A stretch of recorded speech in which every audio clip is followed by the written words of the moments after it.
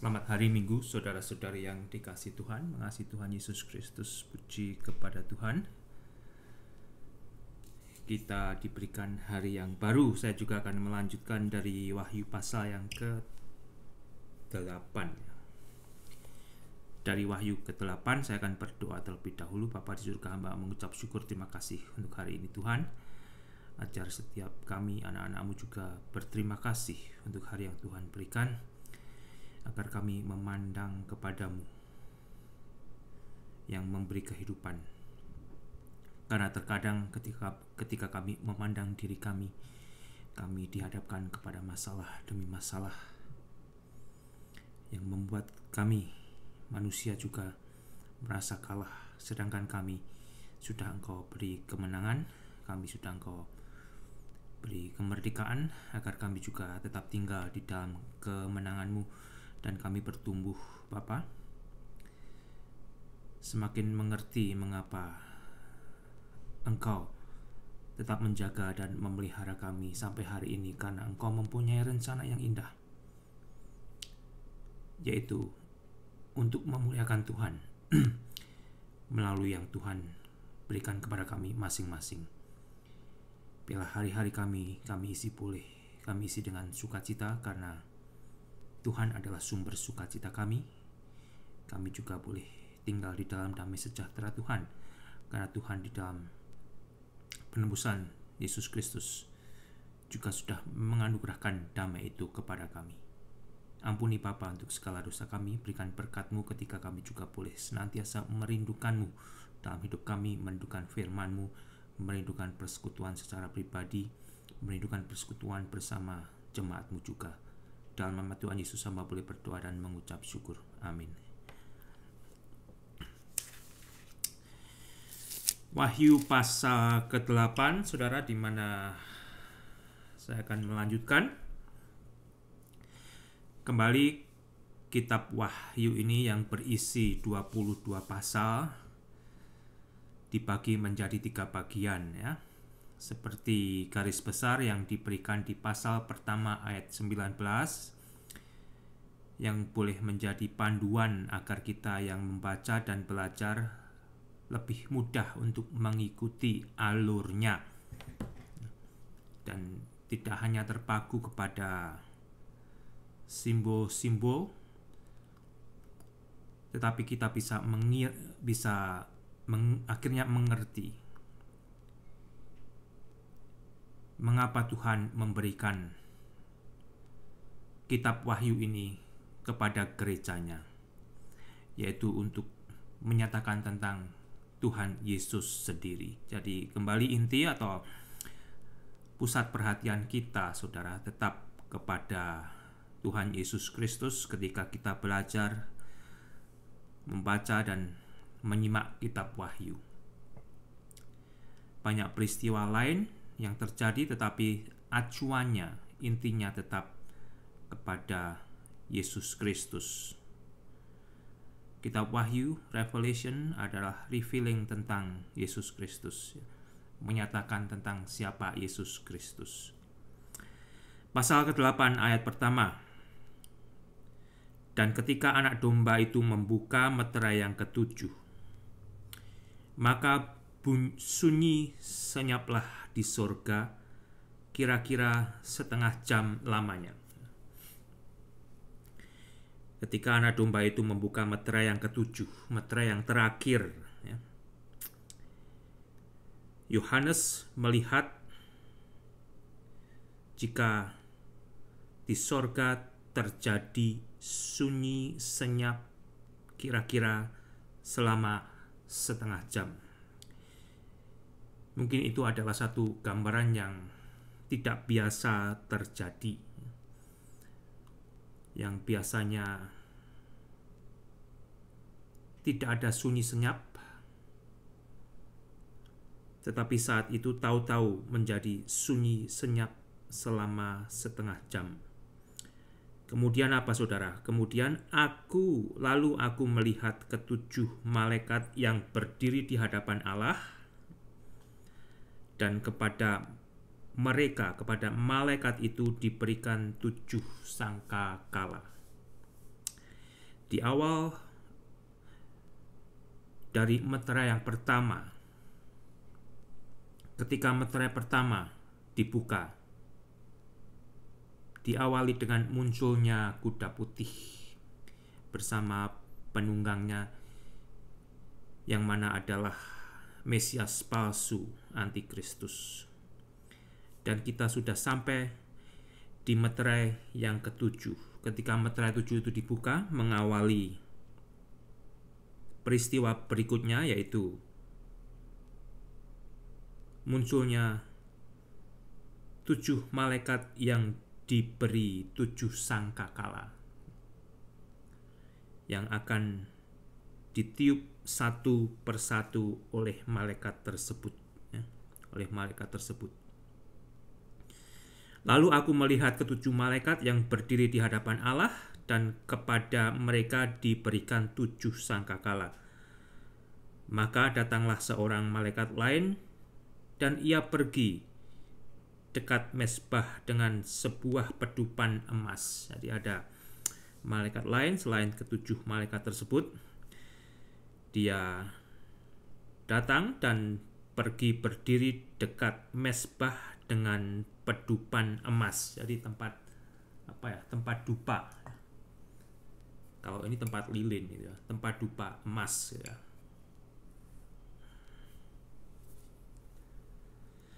Dan kepada malaikat itu diberikan banyak kemenyan untuk dipersembahkannya bersama-sama dengan doa semua orang kudus di atas mezbah emas di hadapan tahta itu. Maka naiklah asap kemenyan bersama-sama dengan doa orang-orang kudus itu, yang dibawa oleh malaikat tadi, dari tangan malaikat itu ke hadapan Allah. Jadi doa orang-orang kudus dikumpulkan, saudara ya. Doa-doa orang kudus dikumpulkan, dan pada saatnya yang tepat akan dihadapkan dan dibawa di hadapan Allah. Jadi kalau Anda mendoakan seseorang atau sesuatu belum dijawab, jangan putus asa. Jangan putus asa, karena doa itu selain untuk kita juga memohon kepada Tuhan, doa itu sendiri sebetulnya lebih bermakna untuk merubah diri kita yang berdoa kepada Tuhan untuk mencari kehendak Tuhan. Doa bukan untuk memaksakan kehendak kita kepada Tuhan, tetapi di dalam doa itu juga selain kita menaikkan permohonan kita boleh dirubah untuk bertemu dengan kehendak Tuhan di dalam diri kita yang berdoa, sehingga kita tahu apa kehendak Tuhan yang lebih jelas bagi saya dan saudara yang berdoa, entah siapa itu dan apa itu yang kita doakan. Maka naiklah asap kemenyan bersama-sama dengan doa orang-orang kudus itu dari tangan malaikat itu ke hadapan Allah. Lalu malaikat itu mengambil pedupan itu. Jadi tempat pedupan itu mungkin sudah kosong ya, diambil, mengisinya dengan api dari mezbah. Pedupan itu diisi api yang diambil dari mezbah tersebut dan melemparkannya ke bumi. Maka meledaklah bunyi guruh disertai halilintar dan gempa bumi. Di sini perhatian kita diarahkan, saudara, kalau melalui dari kuda putih, kuda merah, kuda hitam, dan kuda yang pucat bersama penunggangnya,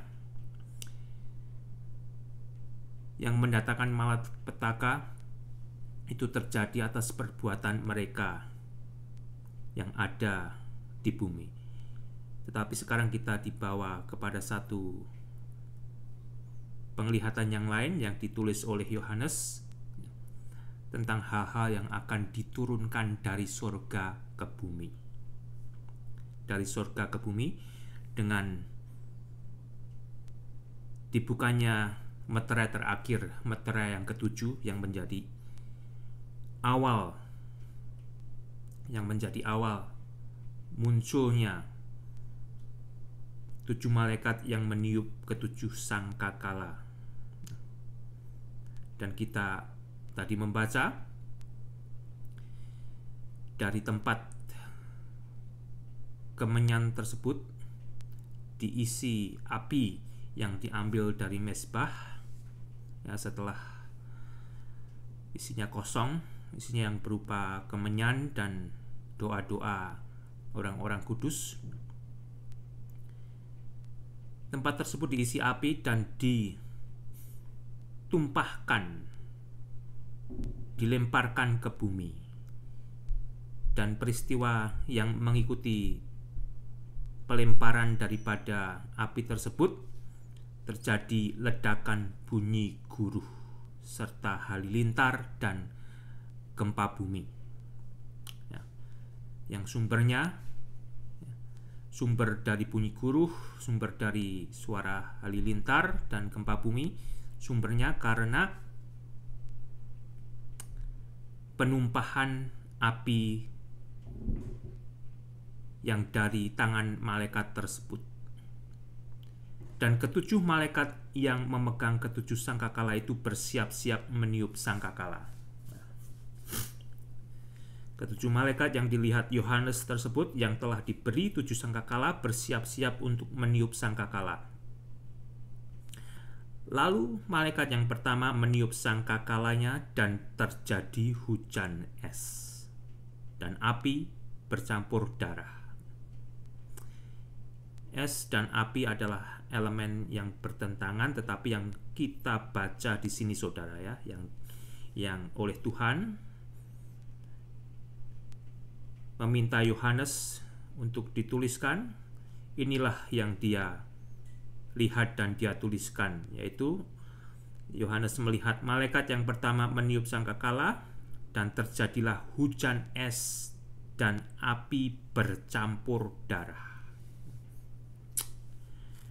Satu pemandangan yang kembali tidak bisa saya imajinasikan kalau ini menimpa di dalam kehidupan saya. Satu pemandangan yang mengerikan, yang menakutkan. Karena kembali apa, saudara? Masa ini adalah masa murka Allah, ya. Masa di mana Allah memurkai bumi ini, memurkai dunia ini, memurkai manusia ini karena dosanya. Sehingga kalau Anda bertanya kenapa, ya, kok Allah, kok Tuhan melakukan itu semua kepada bumi ini, kepada manusia? Karena saat itu adalah saat murka Allah. Saat murka Allah. Yang mana lain halnya, saudara, ya. Lain halnya firman Tuhan melalui Paulus kepada jemaat di Tesalonika. Di dalam Tesalonika, ya, surat yang pertama ayat 5 sampai yang 9, Paulus berkata kepada jemaat Tesalonika demikian, karena Allah tidak menetapkan kita, jemaatnya atau gerejanya, untuk ditimpa murka, tetapi untuk beroleh keselamatan oleh Yesus Kristus dan Tuhan kita, ya. Dan kita yang sudah diselamatkan Allah di dalam Yesus Kristus, kita bukanlah orang-orang yang tidur, tapi kita adalah orang-orang yang melek, yang tidak tidur, ya, yang berwaspada, yang siap-siap untuk menyambut kedatangan Tuhan. Dan kembali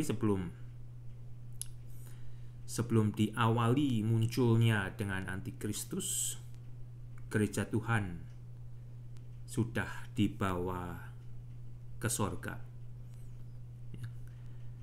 Awal daripada masa tribulasi, masa di mana Allah akan menumpahkan murkanya ke bumi, ini diawali dengan munculnya antikristus di pasal yang ke-6. Dan kalau Anda baca di pasal ke-4 dan pasal ke-5 dari kitab Wahyu, gereja Tuhan sudah berada di sorga. Dan kalau Anda bertemu bagian lain yang berisi orang kudus yang mati, ya, yang terdapat di bawah mezbah. Mereka adalah orang-orang yang mati percaya kepada Yesus di masa tribulasi tersebut.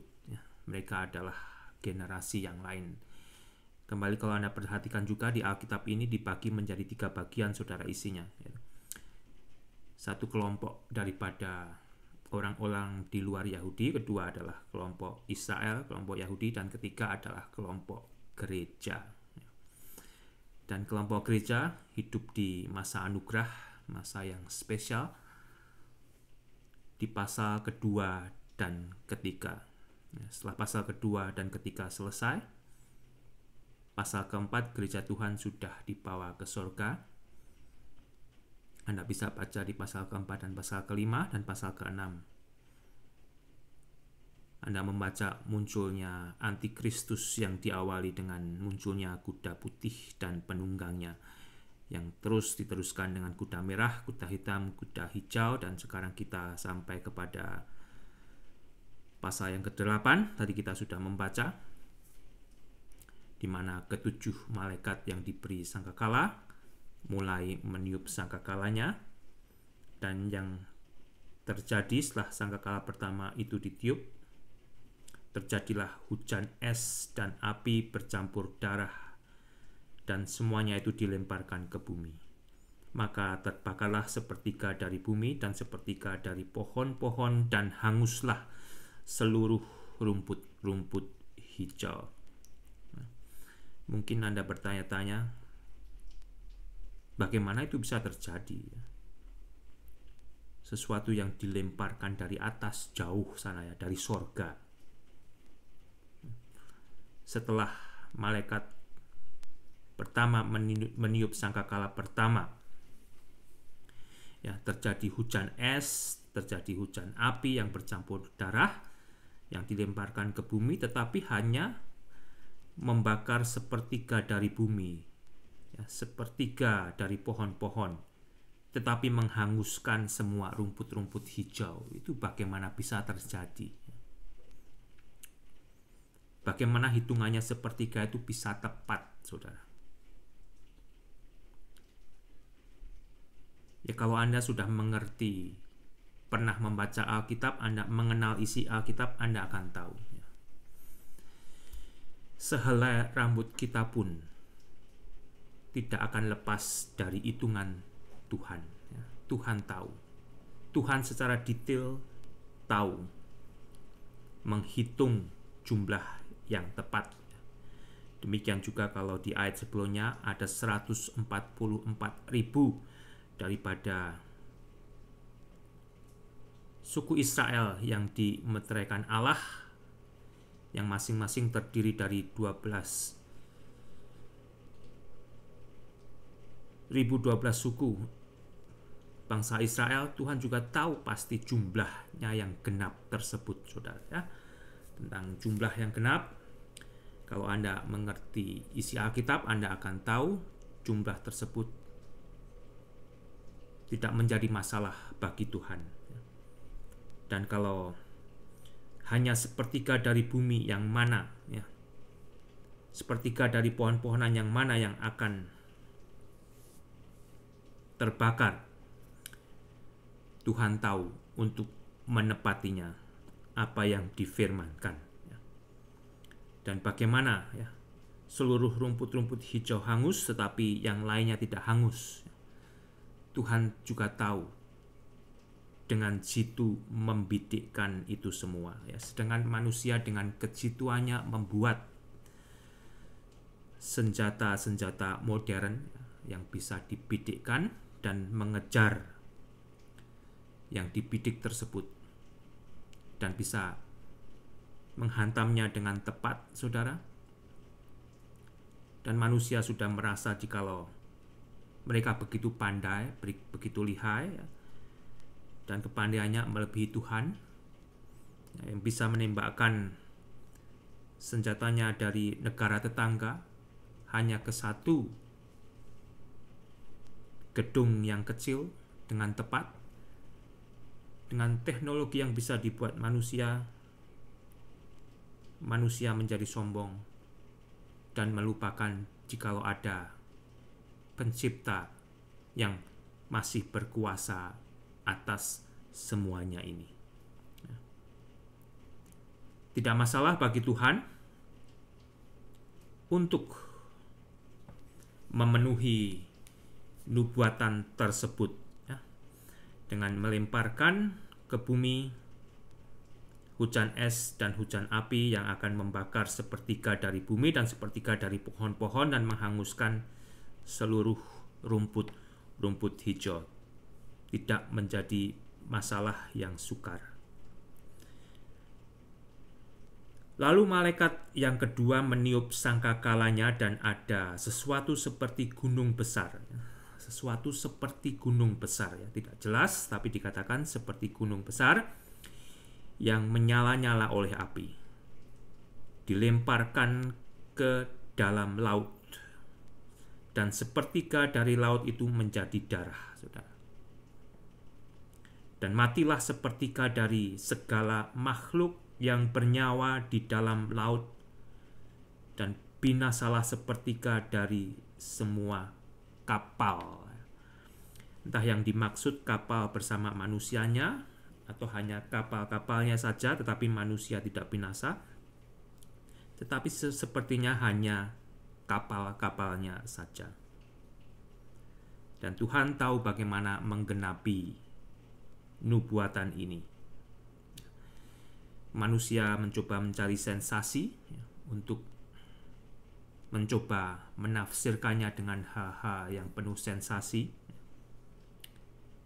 Tidak menolong manusia untuk mengerti lebih jelas lagi, tetapi justru membuat manusia menjadi bingung.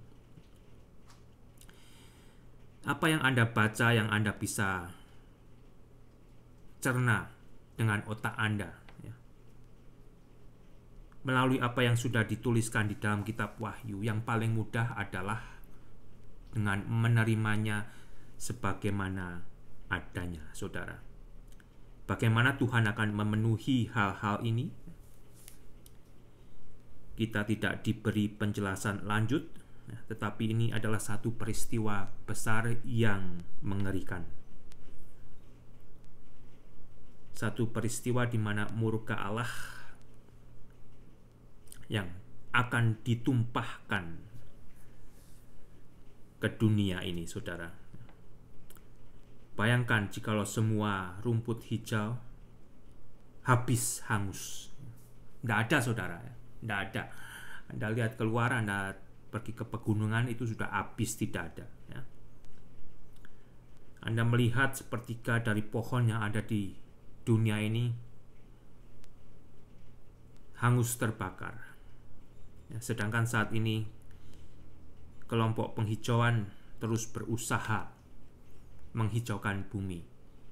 Tetapi pada saatnya nanti sepertiga dari pohon-pohon akan hancur, hangus begitu saja, saudara.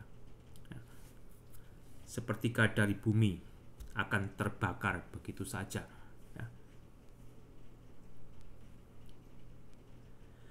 Dan matilah sepertiga dari segala makhluk, itu juga, saudara, ya. Makhluk yang ada di dalam laut, sepertiganya akan mati binasa.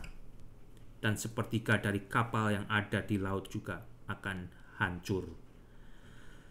Ayat ke-10, lalu malaikat yang ketiga meniup sangkakalanya.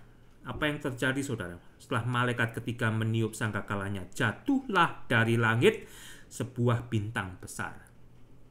Jatuhlah dari langit sebuah bintang besar.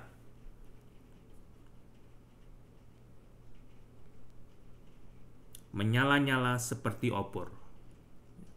Bintang besar itu menyala-nyala seperti obor jatuh dari langit, dan ia menimpa sepertiga dari sungai-sungai dan mata air.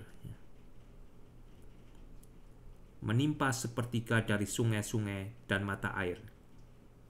Nama bintang itu ialah Asintus. Nama bintang itu adalah Asintus. Absintion dalam bahasa Inggrisnya diterjemahkan wormwood. Dan Dengan adanya kata ini, manusia juga mulai menciptakan menggunakan kata-kata tersebut, ya, kata absinthos, absinthion, wormwood. Tetapi itu hanyalah sebagai nama yang diciptakan oleh manusia. Tetapi nama ini adalah nama yang diberikan Allah kepada binatang, kepada bintang tersebut, ya, yang jatuh dan merusak sepertiga dari mata air, dan banyak orang mati karena air itu. Ya. Dan banyak orang mati karena air itu, sebab sudah menjadi pahit. Air itu menjadi pahit, diminumnya entah beracun, entah bagaimana. Tetapi yang dikatakan di sini, sepertiga dari manusia mati karena air yang pahit itu. Entah mereka tidak mendapatkan air yang bisa diminum karena sepertiganya mati, air itu sudah rusak sehingga mereka mati, atau karena mereka minum air itu lalu menjadi mati. Banyak orang mati karena air itu, sebab sudah menjadi pahit, tidak ada lagi air yang bisa mereka dapatkan untuk minum. Lalu malaikat yang keempat meniup sangkakalanya, dan terpukullah sepertiga dari matahari. Malaikat yang keempat meniup sangkakalanya. Sangkakala yang keempat, yang terjadi apa saudara? Terpukullah sepertiga dari matahari, dan sepertiga dari bulan, dan sepertiga dari bintang-bintang, sehingga sepertiga daripadanya menjadi gelap, dan sepertiga dari siang hari tidak terang, demikian juga malam hari. Apakah ini hasil daripada perang nuklir dan sebagainya yang terjadi di bumi? Kalau peristiwa ini adalah peristiwa yang terjadi karena bumi tidak akan bisa menjangkau matahari, tidak akan bisa menjangkau bintang-bintang, tidak akan bisa menjangkau bulan. Tetapi kalau Tuhan sendiri yang memukul sepertiga dari matahari, sepertiga dari bulan, dan sepertiga dari bintang-bintang, itu akan lebih mudah kita cerna, karena tiada yang mustahil bagi Tuhan untuk melakukan itu, untuk memenuhi apa yang sudah difirmankannya, apa yang sudah dinubuatkannya, sehingga sepertiga dari siang tidak terang, dan demikian juga malam hari. Bulan atau bintang yang menerangi di malam hari, sepertiganya tidak ada, sepertiganya sama sekali gelap gulita. Lalu aku melihat mendengar seekor burung nasar terbang di langit, dan berkata dengan suara nyaring. Loh, burung nasar, ya, terbang di tengah langit dan bisa berbicara, dan bisa berbicara bahasa manusia, ya. Celaka, celaka, celakalah mereka yang diam di atas bumi oleh karena bunyi sangkakala ketika malaikat lain yang masih akan meniup sangkakalanya. Di sini kita membaca tulisan yang oleh Allah agar dituliskan melalui Yohanes, ya, yang Yohanes lihat dan tuliskan saat itu adalah Yohanes melihat, ya. Dia mendengar seekor burung nasar terbang di tengah langit dan berkata dengan suara nyaring. Apakah susahnya bagi Tuhan untuk membuat burung nasar untuk terbang di atas langit, di tengah-tengah langit, dan berteriak dengan bahasa manusia? Saya kira tidak jadi masalah, saudara, kalau Anda sudah membaca Alkitab, karena di bagian lain ini juga ada keledai yang berbicara kepada manusia. Dan kalau di saat ini nanti Tuhan akan berbicara melalui burung, bukan menjadi masalah. Dan sebagian menerjemahkan itu adalah malaikat yang terbang di angkasa. Tetapi di bagian ini ditulis adalah burung yang terbang dan akan bersuara nyaring, dengan berkata, "Celaka, celaka, celakalah mereka yang diam di atas bumi, oleh karena bunyi sangkakala ketika malaikat lain yang masih akan meniup sangkakalanya, yang akan menambah intensitas kengerian manusia yang akan menyaksikan ketika sangkakala tersebut dilanjutkan."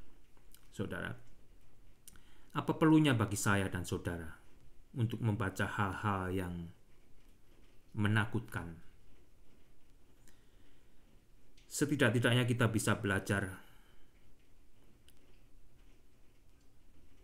Saat inilah saudara, saat dimana manusia diberi kesempatan untuk bisa luput dari murka Allah. Murka akibat daripada hukuman terhadap dosa manusia. Kembali, Allah itu adalah Allah yang kasih, Allah yang maha kasih, itu betul saudara.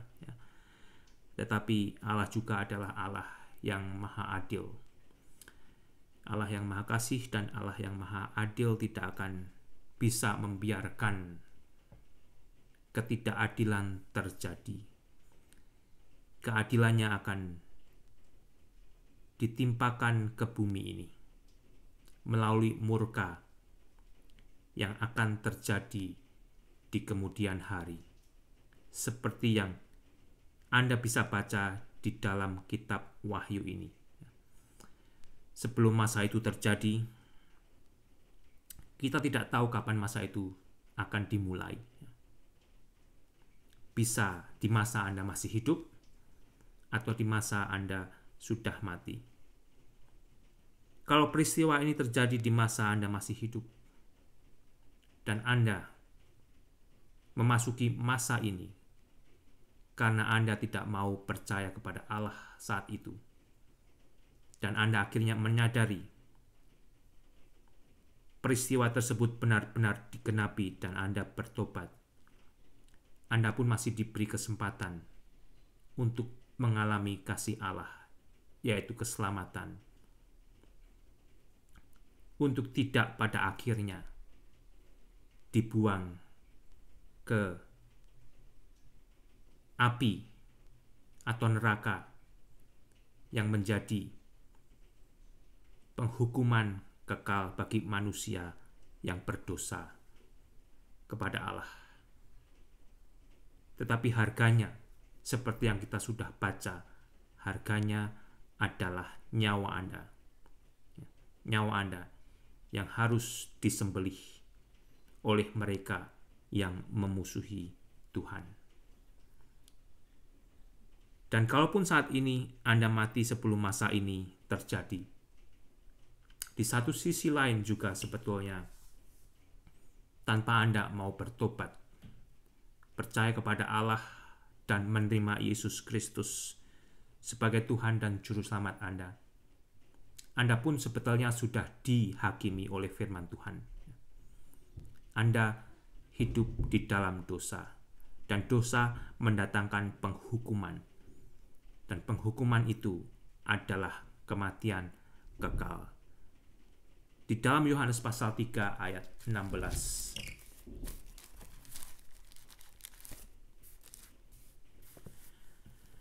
Firman Tuhan berbunyi demikian, "Karena begitu besar kasih Allah akan dunia ini sehingga Allah telah mengaruniakan anaknya Yesus yang tunggal, supaya setiap orang yang percaya kepada Yesus tidak binasa melainkan beroleh hidup yang kekal." Jadi setiap orang, saudara, tidak terkecuali. Dan setiap orang tidak terkecuali memerlukan Yesus agar dia beroleh kehidupan kekal dari Allah. Sebab Allah mengutus anaknya ke dalam dunia bukan untuk menghakimi, karena dunia sendiri sudah di dalam penghakiman Allah. Sebab Allah mengutus anaknya ke dalam dunia bukan untuk menghakimi dunia, melainkan untuk menyelamatkannya oleh Dia. Barang siapa percaya kepada Yesus, ia tidak akan dihukum. Barang siapa tidak percaya, ia telah berada di bawah hukuman. bumi ini, dunia ini sudah berada di bawah hukuman. Yesus telah datang untuk membebaskan setiap manusia yang mau percaya kepada Allah di dalam Yesus dari hukuman tersebut. Barang siapa percaya kepada Yesus, ia tidak akan dihukum. Barang siapa tidak percaya, ia telah berada di bawah hukuman, sebab ia tidak percaya dalam nama anak tunggal Allah, yaitu Yesus. Yesus adalah anak tunggal Allah. Yesus adalah juru selamat yang Allah berikan kepada manusia, tidak peduli ya. Entah manusia itu saat ini memeluk agama lain, memeluk kepercayaan lain, ya, bahkan memiliki KTP dengan agama Kristen. Kalau manusia tersebut belum dilahirkan kembali di dalam Roh Kudus, dia sebenarnya belum menerima kehidupan kekal dari Allah. Dan inilah hukuman itu, terang telah datang ke dalam dunia, tetapi manusia lebih menyukai kegelapan daripada terang, sebab perbuatan-perbuatan mereka jahat. Ya. Sebab barang siapa berbuat jahat, membenci terang dan tidak datang kepada terang itu, supaya perbuatan-perbuatannya yang jahat tidak nampak. Tetapi barang siapa melakukan yang benar, ia datang kepada terang, supaya menjadi nyata bahwa perbuatan-perbuatan mereka dilakukan dalam Allah. Satu bagian lagi yang saya ingin baca, saudara, dari Yohanes pasal 6:29. Perhatikan baik-baik. Ada pertanyaan yang dilontarkan di ayat 28. Demikian bunyinya. Lalu kata mereka kepada Yesus, apakah yang harus kami perbuat supaya kami mengerjakan pekerjaan yang dikehendaki Allah? Ya. Mungkin Anda memiliki pertanyaan yang sama juga. Ya. Pekerjaan apa ya yang harus saya lakukan? Yang Allah kehendaki, yang Tuhan kehendaki. Jawabnya ini, saudara. 29. Jawab Yesus kepada mereka yang bertanya akan hal tersebut, inilah pekerjaan yang dikehendaki Allah. Allah menghendaki pekerjaan ini bagi Anda, kalau Anda belum melakukannya, yaitu hendaklah kamu percaya kepada Yesus yang telah diutus Allah. Kalau Anda bertanya, kehendak apa ya yang Allah kehendaki bagi Anda untuk pertama kali Anda lakukan? Pekerjaan utama apa dari Allah bagi Anda sebagai manusia? Yaitu agar Anda percaya kepada Yesus yang telah diutus Allah. Anda bisa baca dari Yohanes pasal 6, ya, khususnya di ayat 28 dan 29. Kalau itu menjadi pertanyaan Anda, silahkan itu buka, dengan harapan kalau Anda belum mengerti kehendak Allah yang utama bagi Anda. Karena Allah ingin menyelamatkan Anda dari murkanya. Allah telah mengasihi Anda, telah memberikan Yesus anak tunggalnya, telah mati bagi dosa Anda, dan Allah menghendaki agar Anda diselamatkan Allah di dalam Yesus Kristus dan tidak ditimpa murkanya. Baca baik-baik, saudara, Yohanes 6 ayat 28 dan 29. Tuhan Yesus memberkati.